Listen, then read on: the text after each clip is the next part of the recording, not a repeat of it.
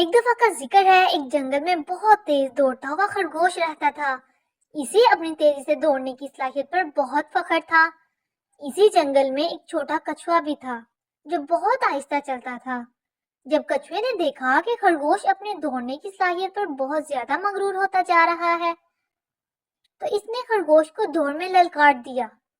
خرگوش نے کچھوے کے مقابلے کی دعوت کو قبول کر لیا۔ جب جنگل کے دوسرے جانوروں کو اس کا علم ہوا تو وہ بھی بہت زور سے ہنس پڑے، کیونکہ خرگوش جنگل میں سب سے تیز دوڑنے والا اور کچھوا سب سے آہستہ چلنے والا جانور تھا۔ یہی وجہ تھی کہ یہ دوڑ کا مقابلہ جنگل کے تمام جانوروں کی توجہ کا مرکز بن گیا۔ اس مقابلے کو جیتنے کی یہ شرط رکھی گئی کہ جو بھی اس جنگل کا ایک پورا چکر لگا کر آئے گا وہ جیت جائے گا۔ لومڑی کو اس مقابلے کی نگرانی کے لیے مقرر کیا گیا۔ جیسے ہی دوڑ شروع ہوئی تو خرگوش نے اپنے سامنے رکھی ہوئی رکاوٹ پر زور سے چھلانگ لگائی اور دوڑنا شروع کر دیا۔ خرگوش اپنی تیز دوڑنے کی صلاحیت کی وجہ سے بہت آگے نکل گیا اور کچھوے نے ابھی تک چند قدم ہی فاصلہ طے کیا تھا۔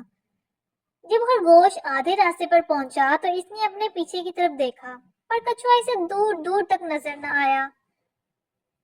خرگوش اتنا سفر کرنے کے بعد کافی تھک گیا تھا، اسی لیے خرگوش نے کچھ دیر آرام کرنے کا فیصلہ کیا اور یہ سوچا کہ کچھوے کا اب اس سے آگے نکلنا بہت مشکل ہے، اور یہی سوچتے سوچتے خرگوش کو گہری نیند آ گئی۔ دوسری طرف کچھوا آہستہ آہستہ چلتا رہا اور وہ بھی کافی زیادہ تھک چکا تھا، پر اس نے کبھی ہمت نہ ہاری اور وہ بس چلتا رہا۔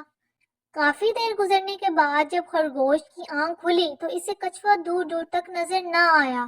اس نے سوچا کہ وہ شاید اس سے آگے نکل چکا ہے۔ یہی سوچ کر خرگوش پھر سے اپنی پوری طاقت سے دوڑ پڑا۔